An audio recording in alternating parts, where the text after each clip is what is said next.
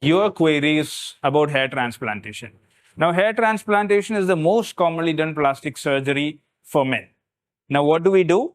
It's pretty much similar to gardening. So, what do we do in gardening? Let's say we pluck out a plant or a tree or let's say a small little bush, and we can place it somewhere else. That's what we exactly do in hair transplantation. So, what we do in hair transplantation is we take out hair from the back of the scalp and transplant it to the front.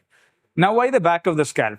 If you've noticed in balding men, the back of the scalp is where the hair sheds the last. So, what we do is we take those individual hairs and we transplant it forwards to improve the longevity of the hair in the scalp in that area. So, now this is done by two techniques, the FUE or the FUT technique. I'm sure you've read about it. The type of technique depends on mainly the amount of hair you need or the number of hairs that are required to be transplanted to your scalp to make it look more attractive.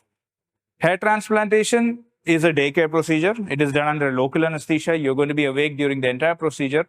You come in the morning, let's say, and you're probably free to go back home by around the evening. It takes time because we have to individually transfer the hair from the back to the front. But it's a completely safe surgery. Now, is this result permanent? To a certain extent, yes. So what happens in hair transplantation is, like I said, we transplant the hair. Whatever duration of life the hair in your scalp, in the back of your head had, we are giving it to the front of the head. So it mainly depends on the duration of your hair.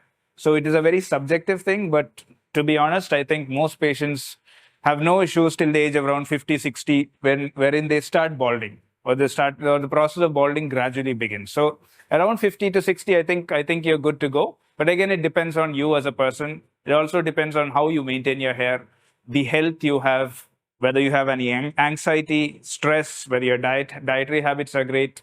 So it depends on a multitude of factors.